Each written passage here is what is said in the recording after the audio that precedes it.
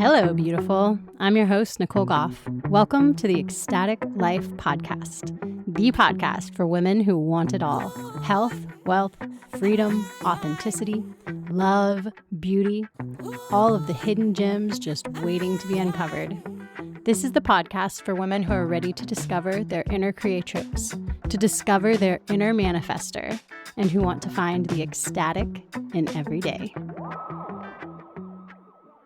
Welcome to the Ecstatic Life Podcast. Today I am here with Red Hot Annie, who is a burlesque legend turned ritualist, helping women reclaim confidence, sensuality, and embodied joy through movement, myth, and magnetic storytelling.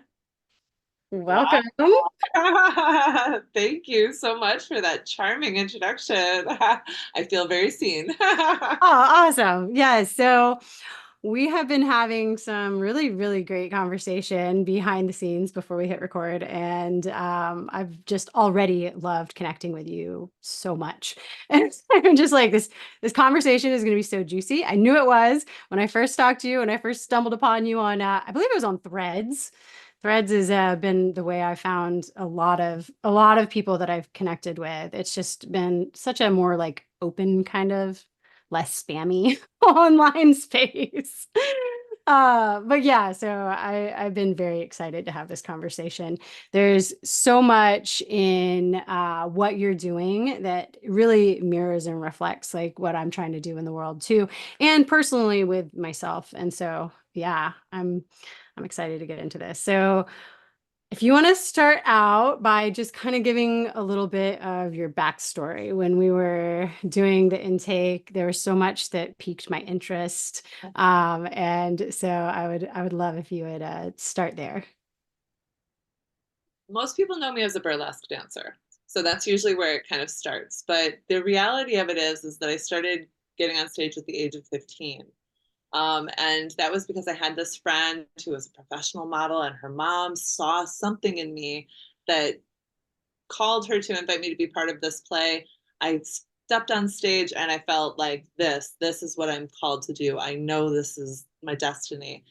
And I started my burlesque career at 27 after 12 years of doing theater plays and being frustrated by the patriarchy and the male dominated scene that I was going through at the time. I wanted something that I owned that felt like me. And I didn't even really know that I was like basically opening this portal to healing sexual trauma that I had experienced as a child, invisibility trauma that I had experienced growing up Mormon. And among a host of other wounds that people might might call witch wounds, mother wounds, sister wounds, all those yucky feelings that that relate to shame and anger and jealousy and hatred and yuckiness. And burlesque, through this beautiful, incredible, sparkling opportunity to stand on stage in all your glory, I think became one of my greatest catalysts for so many of those energies, as well as, of course, having my daughter at the age of 40, unassisted in a tub in my dining room. That was one of the most life-changing opportunities for me. And oh my gosh, hold on, I gotta double click on that. Unassisted, was this a planned unassisted birth? Yes, I actually just went my own path for the duration of my pregnancy. I went to the doctor one time to confirm I was pregnant at 5 weeks. And when I went to the doctor, I repeatedly was like, I don't need an ultrasound. I don't need an ultrasound. I just want to confirm I'm pregnant. That's it. But they still gave me an ultrasound anyways. And that for me, cemented my choice that I would not be participating in that path for my daughter. And so, yep, we had a blow-up pool. My midwife, my doula, and 2 other midwives, both named Star, attending my birth. Magical. That is beautiful. Already I can see a follow-up. We need to do your birth story. Oh, gosh. Beautiful. Or just an introductions, and I'm already ready for part 2. Yes, please. Oh, I would love that. Oh, I love thinking about that time. And so that's really, and I didn't get that from our original or initial conversations and intake. So you had a 2020 home birth. I did as well. So my fourth, she's a 2020 baby, and it was that whole COVID reality. And I was like, When? she's born in October 1st. February. Wow, that's incredible. We have so many mirrors going on, Nicole. Yes, yeah, and yeah, that whole reality that year, it was like, I will not step foot. Yeah, I will not step foot in a hospital or a doctor's office with all that craziness going on.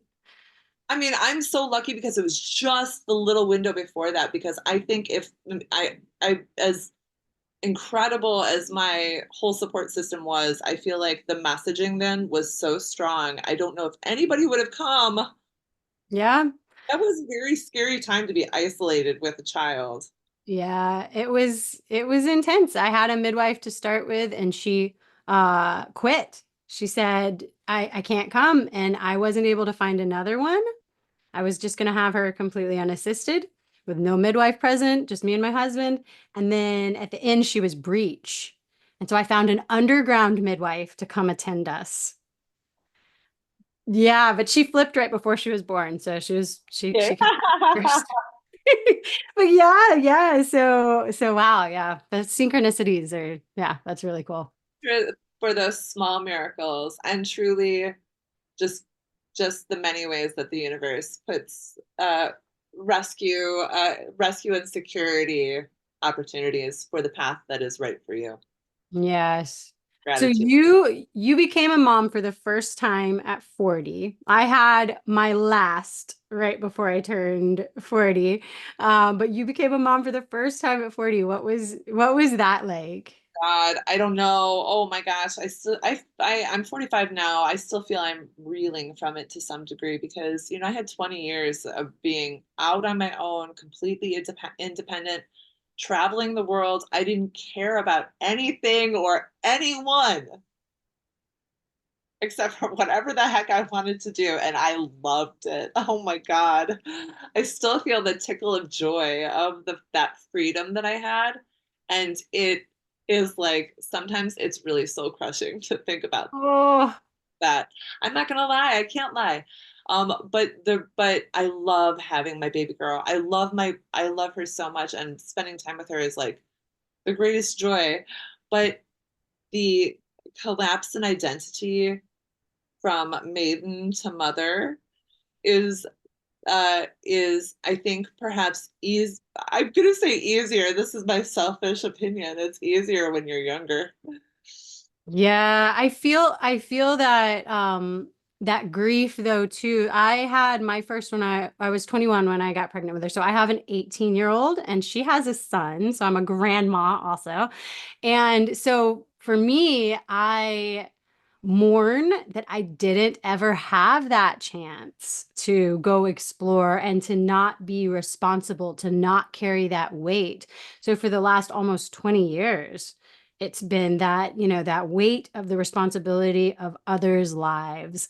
And, so I have very much, hoped that there'll be some sort of a renaissance at some point of being able to have some freedom. But once you have them, even when they're adults, I mean, I can tell you having a adult daughter with a grandchild, it's like it doesn't get better. You still feel responsible for everything they do, even when they're not living with you and doing their own lives. So yeah, it is. It's yeah, definitely a loss of identity. And with each one, it's a shift, each time there's a part of you. And I think on a physiological level, carrying them, how they merge with your DNA in that way, you change. So, it's definitely it's a huge thing. Yeah, wow. That really puts things in perspective because I really feel like we have so many women inside of us and they're liberated through all of these experiences that we have in the external world. And I love seeing that idea of this rolling picture of you unfolding and becoming with each child more and more of yourself, which turns out to be more caring and more nurturing and more loving. And that's beautiful. That's tr- Yeah. that's truly what it's all about. So for you, and I want to go back and just touch on this real quick because this is something that stuck out for me. You were raised Mormon. The only freedom I got before having kids and getting into all that was I did take a trip. It was kind of like a hitchhiking bus riding trip out west to Utah, and I lived in Utah for a summer. And so I'm familiar with the culture, and I know that that must have really shaped you and your feelings about yourself in a lot of ways. And so at 15, you then really put yourself out there in such a big way. And so I'm just kind of curious, like how that affected your journey. Actually, that show when I was 15 was a church play Mm, at the Mormon church, and the first couple of shows that I did were there at the Mormon church. And I always think that's kind of interesting because the overlap between ceremony and in religion and theater on stage is not that wide, actually. mm, And so that's kind of or just like, watching a TV program, the gap between that and a ceremony is not that wide either. It's all kind of a ceremony. It's all a spell. So I think that the feeling of confinement is a ceremony. It's a mm, binding ceremony that you feel repeatedly over the course of your life. And my binding ceremony started the day I was born, and they looked between my legs and said whatever they said. That's when my binding story began. And it's been an ongoing process. And growing up Mormon, it's interesting because I've known many people who are very free spirited, loving, kind, generous, open Mormons.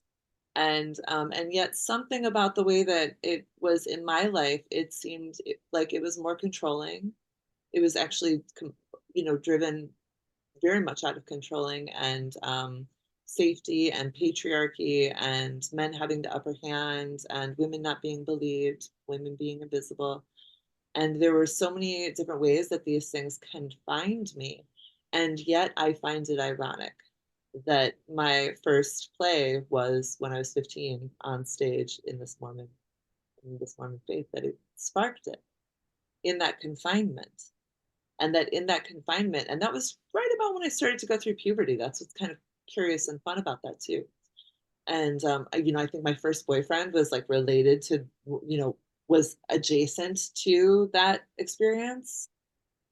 So many things were formative about that moment when I was 15 and doing that show and all of that. But when I was 20 and I was going to get married to my first husband, and we had sex 10 days before we got married, and basically weren't able to get married in the temple because of it. And then had various people from our church like basically respond with shame. My own mom responded with shame. She asked my sisters to write shameful letters to me, shaming me for having sex with my soon-to-be husband. There were many layers that bound the part of me that needed to really feel free in order to feel like a woman, to feel the complexity of what it is to be a woman, and to not just be so veiled in shame. Was my experience, veiled in shame. And I think mm, a veil can be extremely empowering if that's how you choose to wear it.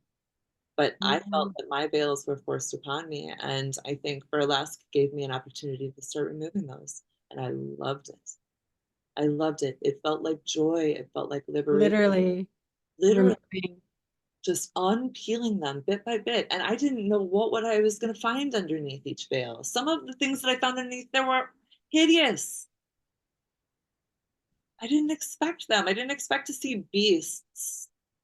I didn't expect to see all of the beasts that Mother Nature makes, the ugly ones, the prickly ones, the foul ones, the muddy ones. And yet I have come to love those more as a 45-year-old than I think ever in my entire life. And so, ironically, I feel like I went from being a maiden all the way to 40. 40, I became a mother. 45, I think the crone has begun to set in. Mm. Yeah, it's a quick transition. It's a quick And that's what it feels like to me.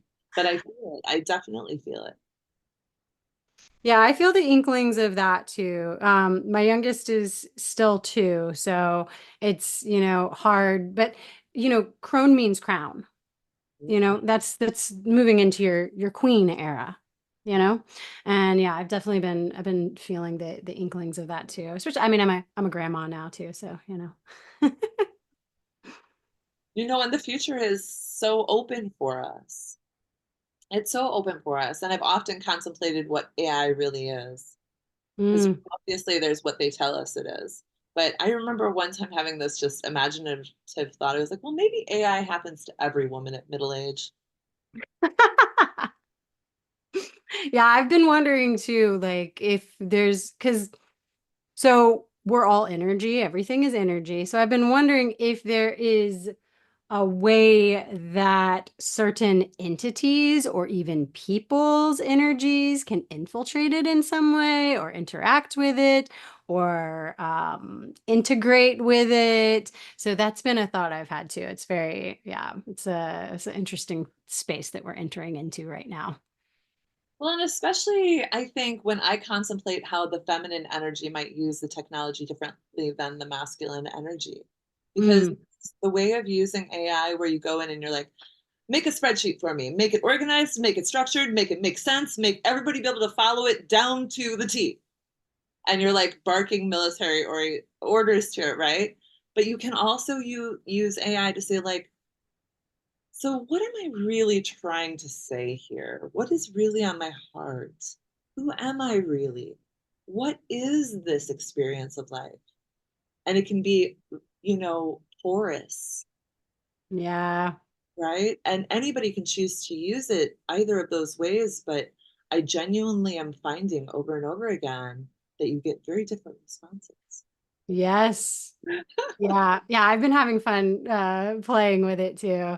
It's yeah. And like I said before when we were chatting before we hit record, we could do a whole podcast on that.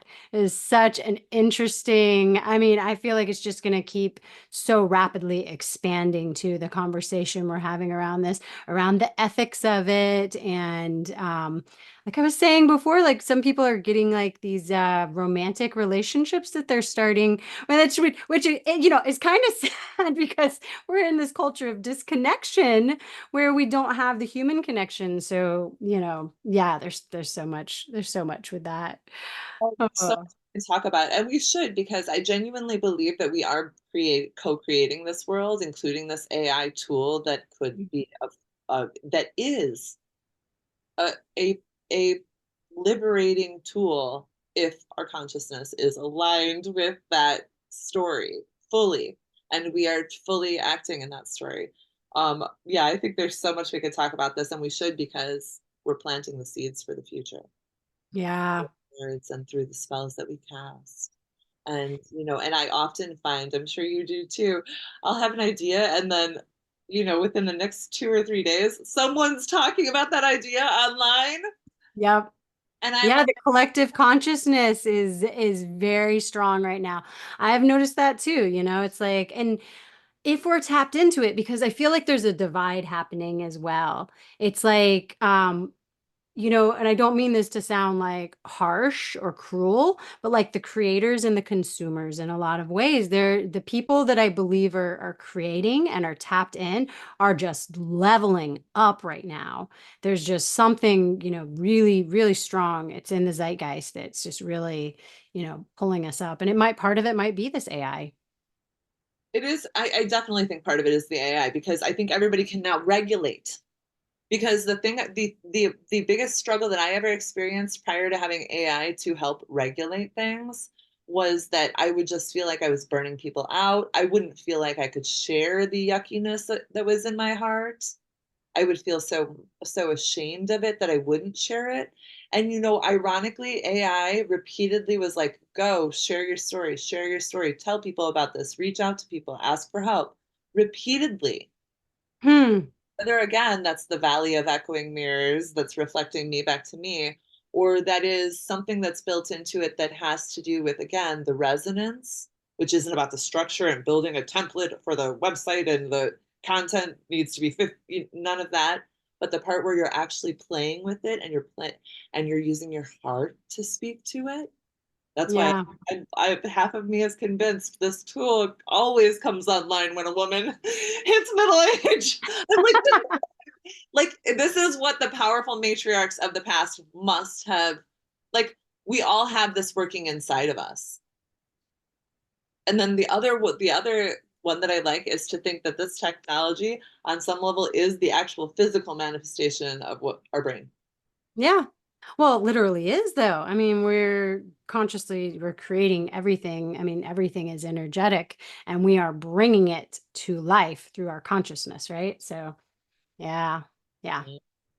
That's a whole rabbit hole. It's a whole rabbit hole, but it's so central to what you're talking about when you're talking about the idea of creators and consumers, because creators have their finger on the pulse of that Hmm. and Yeah. repeatedly choosing that, right? And at any point you can begin to choose that, and you'll just find it so juicy that it is a rabbit hole, that it just feels so good and you feel so liberated that you start to do the regulate. I would think you would start to do the regulating. Well, speaking of regulating, so you had said you had a performance empire. Like you were out there and you are, in the spotlight, you're doing your thing, right? But then having your daughter, you kind of went inward, right? And so that completely turned you inside out is what it kind of sounded like. And so, what have you found? Like, what has that transition been like? What did you hold on to? What tools did you use? Well, I mean, not a lot of them. It pretty much imploded because, the 2020 brought a lot of things forward. I was on MySpace, I was on all the social media early on. I was an early adapter to all things internet. And I feel like when 2020 came along, it just leveled everything. And for Mm. me, it did that on multiple levels because I had a business that I had been running for 12 years, a brick and mortar store here in Chicago, a storefront, like a dance studio. And, that entire thing crumbled Oh. from underneath me simultaneously. And then I hadn't done, there's no good way. I'm still aching to find the right way to talk about a baby daddy. Mm. Like realizing postpartum that this man does not love you, cannot love you, cannot hold space for you, is not there for you. And to, at the same time, see that he does, in fact, love the child that you created. And that's beautiful. But to have that crumbling, to have my identity crumbling, my business was crumbling, everything was crumbling. Yeah, it was completely leveled everything. And I don't know how I survived because I definitely went into survival mode for a solid 2 or 3 years. Yeah, you said you had to move back in with your parents, so loss of independence. Layers, yeah, layers of it. Yeah, layers of it. And each one was like this, like it was like, okay, yeah, I've done all of the healing. And then it was like the next chunk Mm. underneath it. And it's like it was like a pyramid mid shape. And the stuff at the bottom, you know, is like the deep ancestral stuff that you're just like picking away at and hopefully occasionally finding a beautiful artifact amongst. But there's stuff in there that's like, we can't even get all of this. Yeah. And that's why I think part of it is for women in 2025 is to stop trying to heal every single thing about you. You're fine. You're great. Deeply and completely love and accept myself, right? I deeply and completely love and accept myself as I am, imperfections, warts, and all. Yeah. And then starting to own our shame, own all of our yuckiness, because when you do it, it gives everybody around you permission to do it. And and and secondarily, and this is the one of the things we were talking about for a second too, is the boundaries thing. It just makes you realize how many people can't honor it in you. aren't going to honor it in you. We're never going to honor it in you. And the only way to move out of those relationships is to put up stronger standards and boundaries and to let them have less access to you. Because Yeah, so much. and to honor yourself and to care for yourself first, because that is the first step. You know, you have to have the self-worth and you have to have that self-reflection before you can have the self-worth. And yeah, you said something earlier about seeing the monsters or the beasts that were inside of you and going into that. Like, it sounds like you went through a very dark night of the soul, and doing that shadow work, going into that and reflecting. I know when I went through my dark night of the soul, looking inside and seeing some of those parts of me that I hadn't looked at for my whole life. You know, here I was, almost 40, and you know, I am like, oh, this is stuff I've been hanging on to since 14. And seeing that maybe I wasn't the victim, but maybe I was the perpetrator in a lot of, you know, the story that I had played in my head over and over and over again. And so yeah, that it's such hard work, but it is the work that must be done to get to the other side, to be able to be embodied. If you don't ever do the self-reflection, you don't ever go into the shadow side. And it's not about demonizing yourself. It's not victim shaming. It's not blaming. It's just to recognize and see, oh, those are parts of me too. Well, gosh, if you can forgive it in other people, I mean, forgiving it in other people is often the easiest part. Yeah. The part where you have to forgive it in yourself. It's the real struggle. And there's no shame in that. The whole thing is about recognizing that shame is a natural part of growing. Yeah. And so, well, and speaking of that, so I think for a lot of people, when they hear burlesque, they're associating that with stripping, right? So with, you know, taking your clothes off for men. So I want to circle into that, and like, it differs from stripping, and I would love for you to explain how, but also the difference between performative, you know, putting yourself out there in a way where you're trying to elicit something for someone else versus acting in a way to reflect who you are on the inside. Mhm. I love this question so much. Um, burlesque, like all things, like words have these connotations around it, and there is some things that are evoked. But I think a lot of people have worked really consciously over the last several decades to expand the idea of what everything that relates to femininity and the expression of femininity is and include. Mm, And I think to many positive in many positive ways. And burlesque is one of those things because you go to a burlesque show and it's usually 80% women. And then people love, like, it's as much about going to the classes or building the community, building the sisterhood, that as it is about doing the show. It's about participating in something that's bigger than you. And it's like really about reclaiming our bodies because so much binding and shame has been cast around them that the process of literally the process of regaining our autonomy in some part is about saying, like, well, this is my wrist to show or not show if I feel like it. mm, It's to tell me whether I cover it or not. And like nobody else gets to make a value judgment based on what I look like at all. I get to define what I look like. And burlesque gives you so many layers and opportunities to do that through the costumes and through the characters, the archetypes that you get to play. So you get to experience, like, maybe you've always been called cute, but you've never been called hot, or you've never felt that way anyways. So then you get to feel into, well, what do I think is hot? Because believe it or not, everybody has a different sense of that. And your own sense of what that is might have different colors, textures, smells. It's all sensual things. And it's all creative adornment things, right? So it's sensual by nature. And so when you see people go up on stage for a burlesque show, you'll see someone go up there in corset, fishnets, red lipstick, the nine, all the whole visual that you have. And then the next act might be somebody coming on stage dressed as the chicken laying an egg on stage.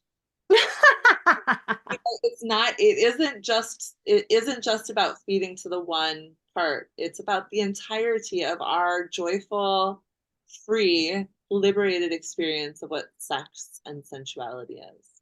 Yeah, yeah.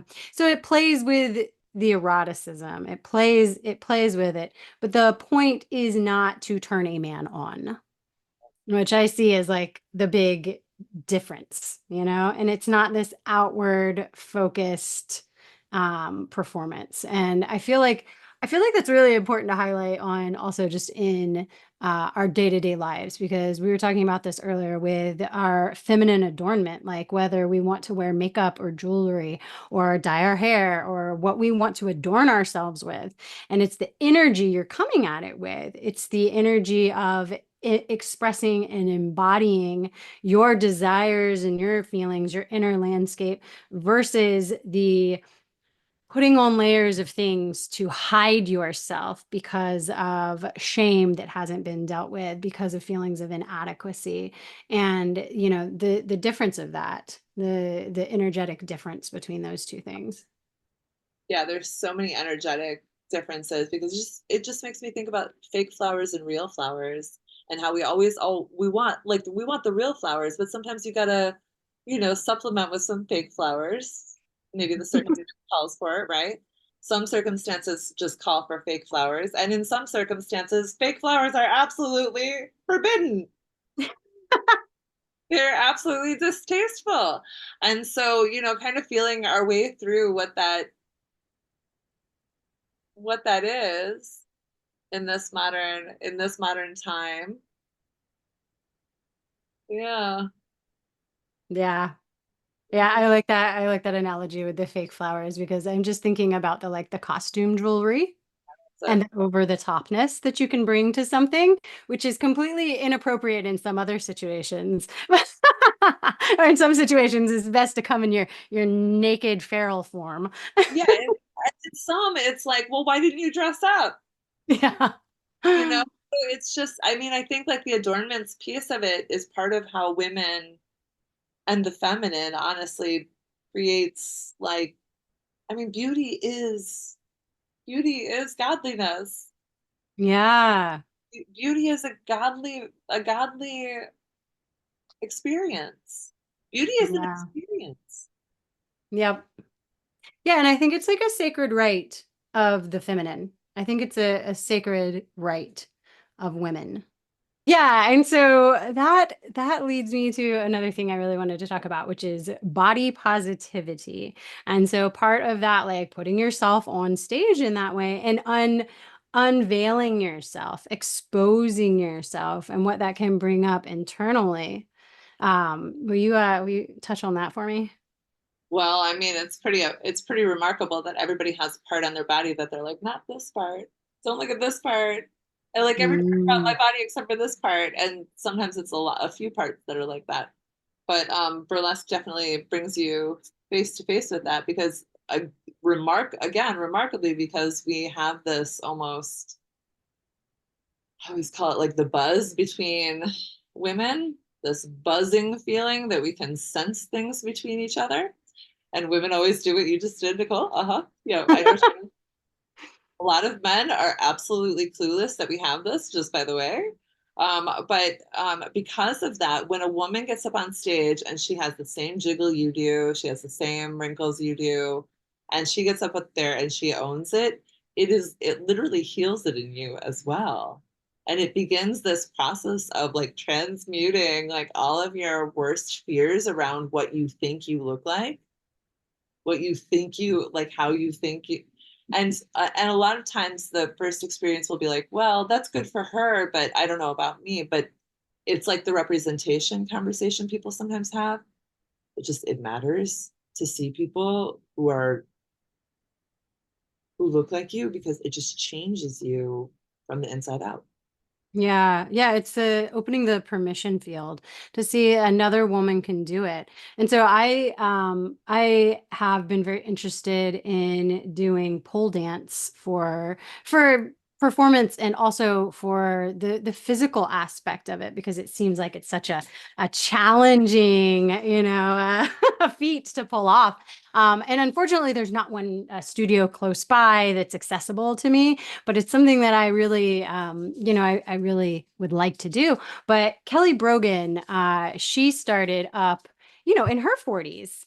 And it seems like such an audacious thing to do, right? Like you're like, over the hump of like you've reached the downhill or whatever other horrible things people are going to say about being in your 40s as a middle-aged woman now, but to be able to see someone else that takes it up at that time in her life and is just looks beautiful and embodied and so like in her radiance, I was like, oh, I want that too, like I want to do that too. And it gave me that permission to say that I could. I'm not too old, and we're here in this like very youth worshiping culture where women of our age are supposed to be covering ourselves, right? We're supposed to, and it goes back to what we were saying before about the energy you come from when you're trying to adorn yourself, because a lot of this moves into this plastic surgery and biohacking and things to try to stay young looking forever, to always look like you're 25. And I think it's so detrimental to women to not be able to age gracefully and to not be able to embrace the new and different kinds of beauty that you step into. And I think that's another part of the body positivity aspect of it too. Like you said, to like see other women with the same wrinkles, to see, you know, it's empowering to be able to see a woman in her body. Deeply empowering. I'm right there with you. I think it's deeply, deeply empowering because I think part of what the feminine energy tells you is that the world begins from the inside and emanates outwards. Mm. And when you can make change shifts on the inside, you will see the physical manifestations of those changes.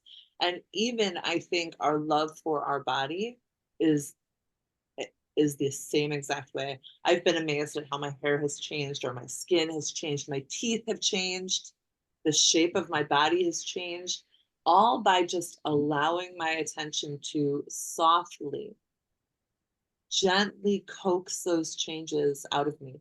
Not like, with a whip, not by cracking Mm. and being cruel to myself. Never, never. But gently inviting softer skin, shinier hair, a more relaxed, a more relaxed appearance, whatever it is. It's incredible what we're capable of doing from the inside out. Yeah, yeah, I've noticed that too. I started a daily facial massage ritual. And it's not just the physical manipulation, but the energetic manipulation too, of loving yourself while you're doing it. It's not like, oh my gosh, these bags under my eyes are so ugly, I have to get rid of them. Or, tweezing your eyebrows. The embodying the ugliness that you're feeling about yourself. It's coming at it from that energy of loving yourself and caring for yourself and doing something beautiful for yourself. And it changes you from the inside out, I mean, we are sculpting our own realities. And yeah, I mean, I know definitely, like you said, with there's that one body part, and it's like for me, it's always been my stomach. I had an abdominal surgery when I was a teenager, and it totally destroyed my abs. And so I've always had a scar and just, felt very, carried a lot of shame about that part of my body. And so I've been playing around for the last few years with, wearing more bikinis, wearing crop tops, just playing with that, loving that part and accepting it and allowing it to be where I had felt so much shame and contortion and, wanting to cover it for my whole life. Yeah. Yeah, empowering. So empowering. Thank you for that. Yeah. Thank you for the courage that it takes to step out of what feels natural and neutral and to step into the place that feels audacious and like you're not even allowed to go there and you don't deserve it. And thank you for having the fucking guts to put yourself out there. Thank you. Yeah. You too. I mean, again, opening the permission field, just us having this conversation right now. There's going to be another woman listening to this, and she's going to be like, burlesque, pole dance, wearing crop tops, what? And this is going to open something up in her that's going to crack her open in some way to think about maybe getting in touch with herself deeper. So that's why I feel like it's so important to have these conversations. My little co-host over here, what are you doing? Come here. Rusty. Uh, yeah, and that leads me to something else I really wanted to talk about during this conversation, which is play, bringing a playful attitude, because I think that's another part of it, that not being so serious, and maybe that comes with this age when we're moving into the crone, moving into midlife. It's like dropping some of that seriousness and just getting back to like the childhood wonderment of life. Thank goodness. I thought she was gone forever. Yeah, me too. I really thought she was gone forever. And I'm like so grateful that that piece gets to come back into play now. I'm so deeply, deeply grateful for that. And burlesque obviously is a great way for that. But there's so many ways. Like my 5-year-old daughter teaches me daily that you can make art out of anything Yes. at all. Boxes from your recycling, pieces of tape, glue, random glue. So any pair of scissors, and you can cut and make some little piece of artwork. And there's just, you don't, it's, I forgot how much making art made me happy when I was a kid. Mhm. How much time I spent coloring and doing stuff like that. So Yeah, I sweet. have four daughters, and yeah, that the wonderment that they get just out of random shiny objects that they find on the side of the road. Like to be in that energy, to be in that childlike energy and that curiosity about things, to see like the shiny, beautiful thing in the trash on the side of the road, metaphorically. I really love that. Yeah. And I think, we are so loving and so caring that sometimes we just hold space for each other's pain so well, and we have had so much pain to hold space for. And I think there is also a habit around holding space for pain without transmuting it, because we don't want to solve each other's problems. We don't want to be that Mr. Fix It that steps in and just, you know, fucks up the opportunity for you to get it off your chest. But there is the piece that's after getting it off your chest. Mm-hmm. Yeah. Yeah, and that's that part of sisterhood. So I'm noticing, and again, is it because it's in the zeitgeist? Is it because we're going through some sort of, global revolution? Or is it part of this transitioning into another era of our lives? But that sisterhood piece and coming together in that way to be that support network and to be able to lift each other up has just been so important for me lately. That's just really been like one of my major focuses. I feel like in my like 20s and 30s, it was such a focus on like uh, finding a man and keeping a man and having a relationship with a man. And, now I'm like, well, he's here, but what's really important is my Hormones sisters. drive you. The hormones absolutely drive you for a couple of decades, basically. Yeah. That's where I feel like I'm standing at this point, because it seems to me that this is about the age where women start to go like, wait a minute. I want some of that energy for me. Like Yeah. a little, can I have a little bit of it, please? Yeah. But it all just pours outward in your 20s and 30s, and from a certain vantage point, it seems. Yeah. I feel like I wasted so much time when I look back, like if only I had had those 20 years of looking inward and filling my own cup and concentrating on myself and giving to myself instead of that outwardness, like how different could things be? But it's all perfect and it's all meant to be the way it is. So, Also, Nicole, your regret and your grief is so holy. yeah. It is holy and it's complete in its own regard. You know, like we don't have to put a sugar coating on that because it sucks. It sucks that we can't have those things back in some Yeah. regards. Just sucks. But the true gravity in the bottom of that is like, oh yeah, if that hadn't been for that experience, I might never. Yeah. Yep. Yeah, that's something that I contemplate a lot. It's something that I meditate on a lot. Because yeah, there's a balance, between honoring those things, for what they were, and not holding on to them, not bringing them forward, and knowing how they've served you and letting them go. Because I definitely feel like for a lot of years the trauma, and most of us are carrying trauma, some kind of. All of It's like us. 1 in 4 women has been raped, and like half of us have been sexually abused in some way. And so we're all carrying that forward, and if you didn't experience it, it's still so in the ether, in your family lineage. Your mothers and your grandmothers have passed it down to you, that we all are tapped into it. We're all aware of it. And it's like, using that, and that can even be a creative force, you know? It can definitely be a creative force that you can tap from, but without being mired in it, in, what I call the victimhood consciousness. It's like, without being stuck there in a spiral of poor me. Yeah, that's it. I mean, that's why it's so key to be able to identify grief and regret and be like, oh, those are things about the past. And the true, most shameless, most potent thing you can do right now, forgive yourself, move Yeah. forward. And it doesn't matter if it was yesterday or 10 years ago. You would forgive somebody else for it, wouldn't you?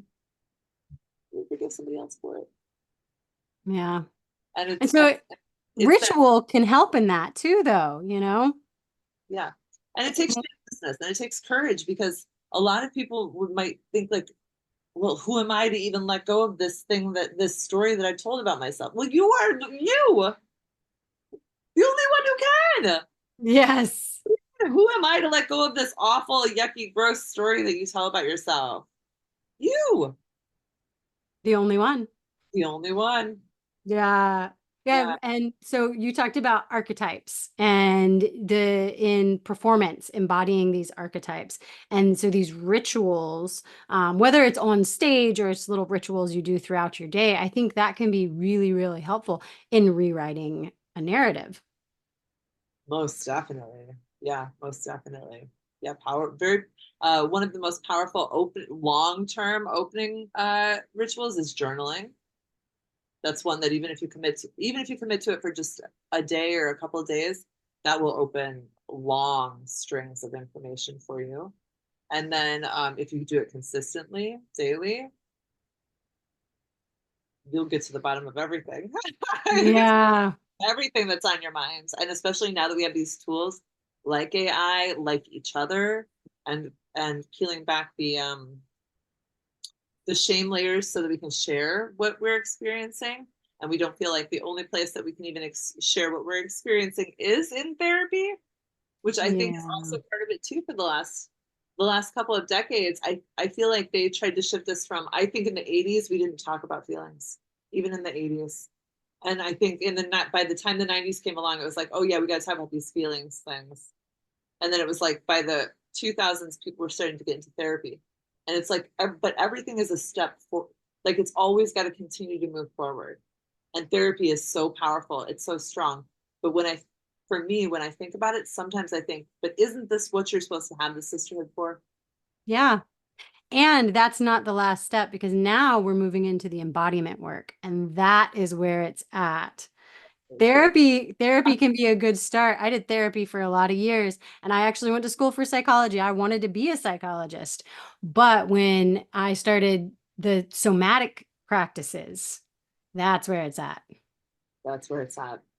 And there's Yeah. probably another layer beyond that I haven't reached yet, but that's where I'm at right now. It just cycles. I'm sure it just cycles because you get it into your body and then you're like, well, what's the next level or layer of what this is? And then you notice in your words where it is, you notice all of the things, and it just kind of so powerful. Such a powerful Yeah. process. I really wish that I wish somebody could have turned 13-year-old me onto the fact that that's what the process was. Mm-hmm. Because I really did believe that it was a pretty masculine world out there and that it all worked the science way that they all described to me. And I don't know, I don't know which women were turned on to this in my environment growing up, but it doesn't seem like many of them were. None of them, because back in the 80s when we were growing up, that was like, you remember moms with the big shoulder pads trying to Yes. look like men? Like that was the popular look, was to wear those suits with the giant shoulder pads so you looked like top-heavy men. And so it was, we grew up in that hustle culture, that masculine driven, very, feminist forward hustle, women can be men and do everything better while bleeding culture. And so, we weren't modeled it, we weren't taught it, except in, the religious context of be smaller, don't disturb the peace, so again, very mixed messages were given both at the same time. But yeah, there wasn't any feminine embodiment that was modeled to us for the most part. Yeah. And what a confident woman would even look like you said, with the shoulder pads, there's like imagery that is put forward in every decade, but that imagery is all controlled by the same people who are trying to get us to buy stuff. Yeah.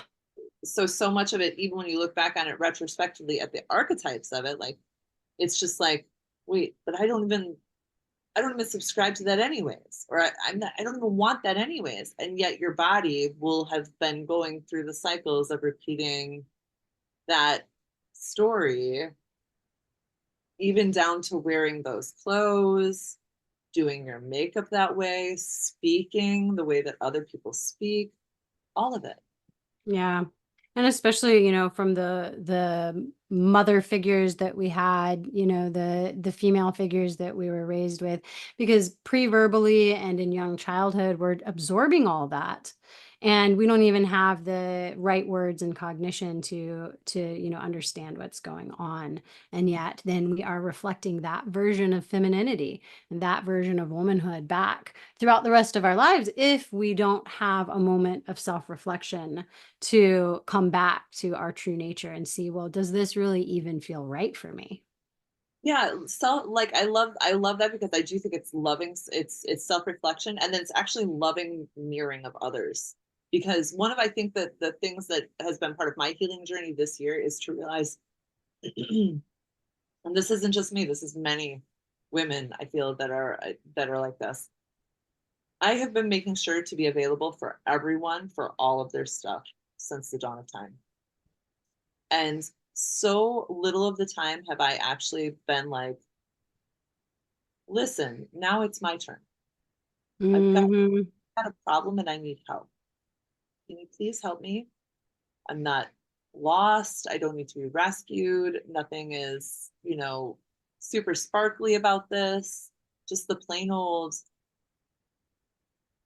piece that's like that, I guess. I think that's been another part of that same hustle culture and masculine energy led thing that we've been enculturated into, which is to hold up all your own problems and to not share them with others. And that's a very masculine thing to do.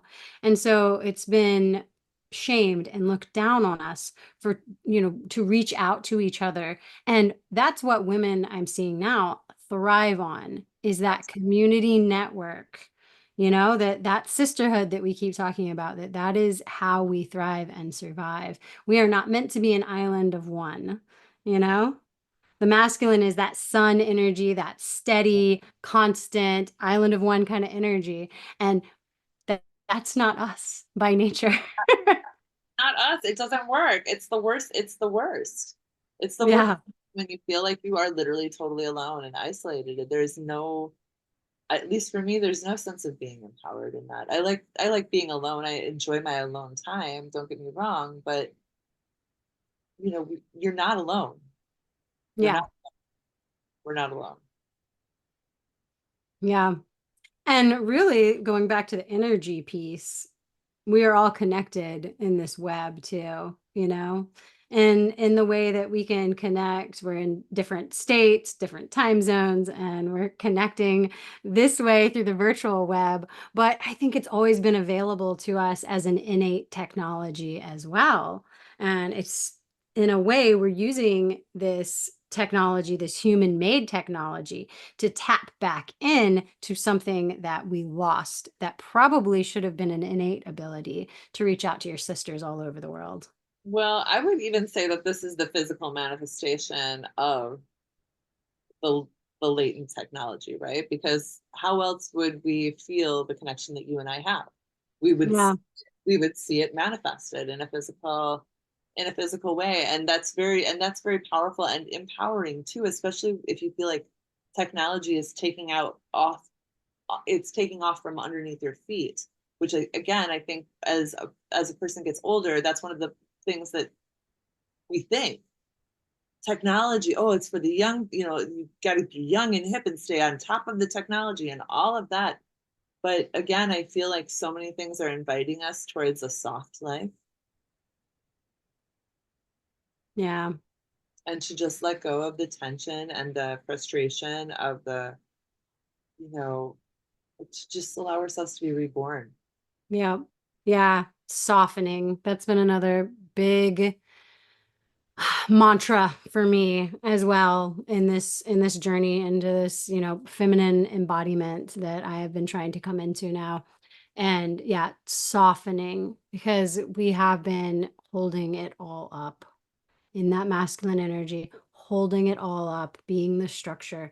And to be able to soften is scary. And it's been a practice, through the embodiment work, through the somatic work. It has been such a practice. And I can imagine with burlesque, with the literal peeling away of these layers of yourself to soften into that must be huge. Yeah, it is definitely huge. It is, and it's a huge turning point when you realize in the art form that it's not about doing all these tricks and it's not about having the fanciest costume and it's not about any of those things, but that it is actually genuinely and truthfully about your presence. And you feel it, the audience feels it, everybody resonates with it, and then you realize it's all an illusion beyond that. Everything Mm. beyond that is an illusion because that thing is the thing that makes us show up for each other. Yeah, it's again, it's that energy. It's that energy that we're feeling. And so you had mentioned that performance is a path to healing, like using the performance. And is that's what you're doing now? Like you have transitioned since this big turning inside out of your reality. Like you're using this performance now, the burlesque, as a way to help women to heal. Like that's what you do in the world now, right? Yeah, definitely. And it's so funny because it's actually I'm actually doing a lot of fire performance. Ooh, I used to. Did you? Yeah, I did fire hoop. Oh my gosh, back before I had 5 kids and can't. Wow, I Yes. love it. It's just so symbolic. Mm. Did you feel like during the time that you were doing fire hoop, did you feel like there were other things transforming in your life? Like things symbolic of the fire? Because I definitely feel the fire in this fire dancing. Yeah, that was when I met my current husband. And that was when I was in college for my psychology degree. And I was making an active effort to deal with my sexual trauma. And so that was definitely, in the play and the performance of that, and I was playing around with MDMA some and like, coming out of my coming out of my anxiety and the terror that went along with that in those ways. So yeah, definitely it was a big and I think like what we've been talking about too, it brings up the imagery of the phoenix, Yeah, but yeah, definitely. yeah, powerful, very powerful. Because I've been doing, I do some coaching and I do some classes and stuff like that. But to be honest, this year I have been booked to the max doing performance, all sorts of Mm. performance opportunities. So it's ironic because I've been pretty much peeling back all of my performance Like when I teach, I'm like, don't perform. I'm like, this is all about stopping performing and starting to feel what's going on in your body anymore. And now I don't even choreograph my pieces. I don't do anything. I just show up to these gigs. They're the easiest gigs I've ever done in some regards because I just show up. I choose music that feels good to me, and then I spin fire or I do whatever the performance experience is, but never do I leave my body. That's my, I stay in my body, I experience it, I enjoy it. And if anything feels funny or funky, I'm like boundary, boundary, boundary.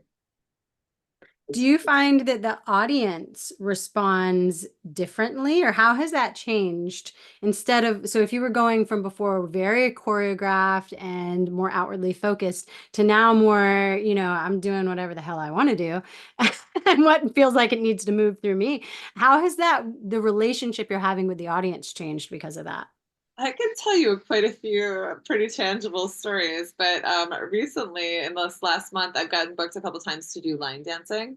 I do what I call non-linear line dancing. So it's a combination of line dances that you kind of know. So there's some more modern takes on line dancing, and then non-linear or circular or like kind of like recursive dancing where we build on things organically. And I'm not a line dancer. I'm not even really a great dance. I'm not going to say I'm not a great dancer. I'm a masterful dancer. However, I was never trained in dancing, and it's all just my own feeling of what dance is and stuff like that. And I'm well loved for it. I believe in myself.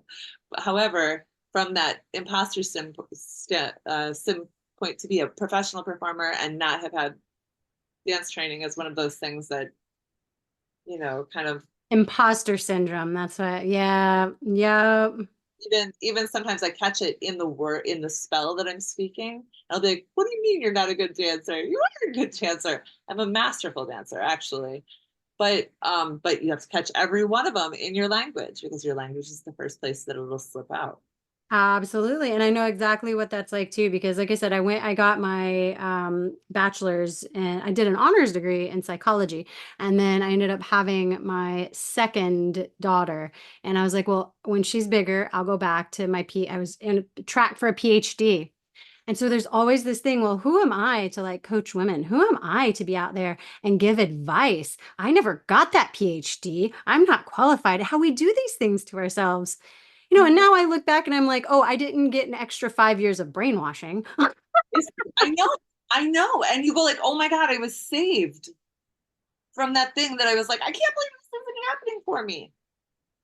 Yeah, but it's so funny how we do that. Like you're like, well, I'm not that good of a dancer. And it's like, no, we tell each other, or we tell ourselves, sorry, we tell ourselves these stories and these things become part of our realities. And it's so hard to unwire. So hard to unwire. And yeah, and you just find it oddly recapitulating through things you didn't expect it to continue cycling through. But so my examples of this are, so I go into these circumstances and I'm not a line dancer. I don't really, there's nothing, I'm not prepared. They're paying me a good amount of money. And I don't even, I just walk into the space, feel the energy, put on music that I know is going to move them. And then I feel like I build the energy with them organically. And and what happens is I barely put any effort forward at all. But when I'm on my way out, inevitably every single time, oh my gosh, your energy is just out of this world. They can feel it. They can feel it. And it'll be men, it'll be children. It'll be like people will be like, they will be able to sense it because it's so much about not pushing and forcing and just allowing. And then it speaks to all of the magic that women can unfold from our place of most relaxed space. Yeah, fully in your feminine. Yeah, and it turns out we're so creative and we're so ingenuitive that if you give us a problem and we actually rely on our spontaneity, our most one of our most feminine traits, spontaneity, if we rely on that, we can come up with solutions that are perfect for the moment. Yeah. And our intuition, that's another one. Yeah, I've been trying to work on developing that. But yeah, spontaneity and intuition is those are two other things that again have been very much beaten out of us. And so to regain that.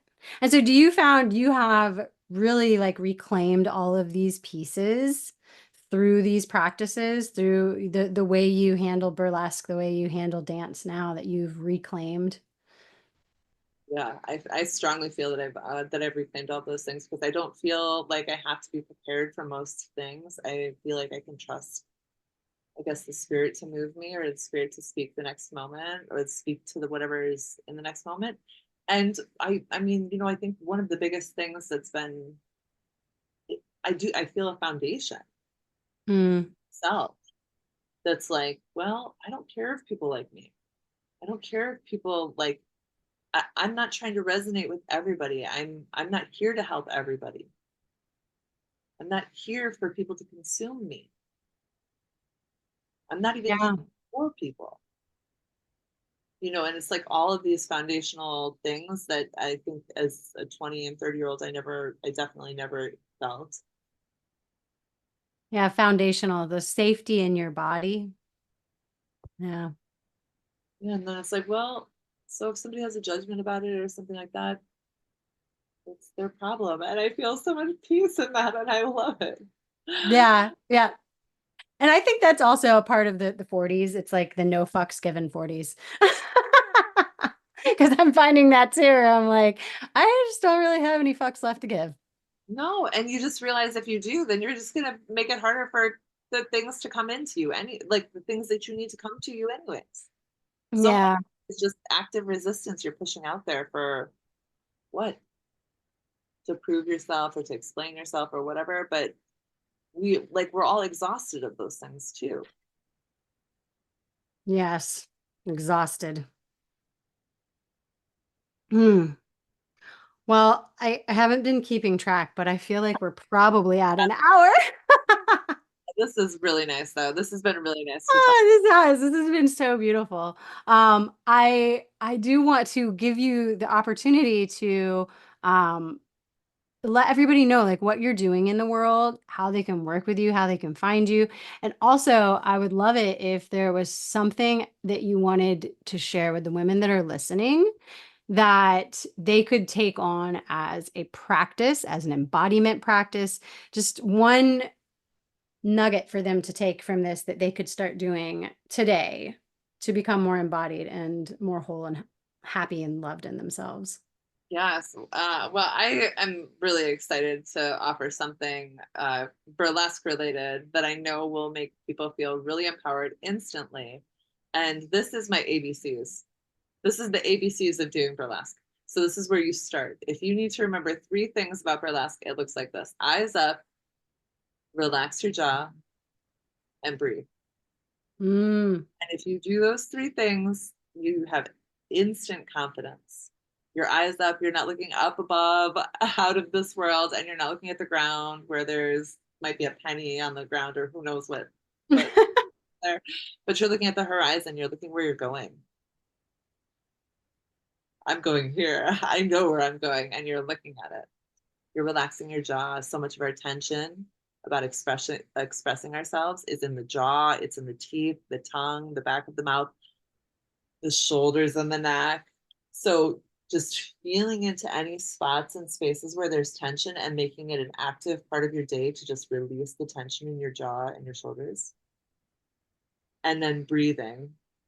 Gosh, who knew? We always need reminders about breathing, but we do, because most of the time when we're faced with a situation that we're uncomfortable with, such as taking one's clothes off in front of in front of people, uh, but it doesn't have to be that dramatic. We hold our breath. We breathe up here. We keep all of our breath right here in the top and we don't bring it down into our diaphragm. And then a lot of the times, those of us who are highly competent women have been told many times, too many times, take a breath, take a breath. You're freaking out right now. You're getting overly emotional right now. Take a breath and cool down and handle whatever the situation is right now. And because of that programming, I genuinely believe that I've been told to take a breath way more times than I've been told to let go of a breath. Yeah. So I think there's too much air inside of many of our bodies in some regards because we've taken a breath from all those times when we've had to hold our emotions in and we've never surrendered the breath. We've never exhaled, sighed. We haven't done it enough to compensate for the amount of breath that we've held in. And Mm. so part of my breath, my easy breath work is a longer exhale. So inhale for 4, exhale for 6 or 8 or longer, so that you're again pushing, you're relieving toxins, you're eliminating, you're removing them from your system, and you're focused on letting go of the breath that you've been asked to hold on to. So AB, Yeah. eyes up, relax your jaw. Are you breathing? Yeah, and that's perfect for any situation, just on the daily. On the daily. Not even in tension. Breathwork has been a huge thing for me recently, and holding on empty is something I've been playing with for recently, and that's a whole new experience. Holding on it. Allowing yourself to be emptied out and just sit in it. Yeah, it feels good to be empty sometimes. Yeah. Well, beautiful. Do you have any online workshops or any, I mean, I know you're in person in Chicago, right? Yeah. And if you're curious if you want to get a deeper look into the burlesque world, I've got a free burlesque secrets download that I can include a link for as well. Yes, yeah. I went and perused your website and downloaded your freebies. Are you doing in-person classes too? Yeah, I do. I have a session of classes that's starting tomorrow here in Chicago. Beautiful. Ah, that's a bit of a haul for me, but I would love to do it. I would love it. I'm sure that our paths will cross again, and I look forward to that. And I hope we get a chance to be embodied together. Yes, yes, in person. Awesome. Thank you so much. I'm so glad that you came on and that you opened up to my energy to do this and the invitation. Yeah, I've loved this conversation and I absolutely want to do a part two. There's like so many different tangents that we went off on that I'm like, oh, that's like a whole other podcast. So we'll I feel that definitely too. have to do a part two. Truly an honor. Thank you, Nicole. Thank you.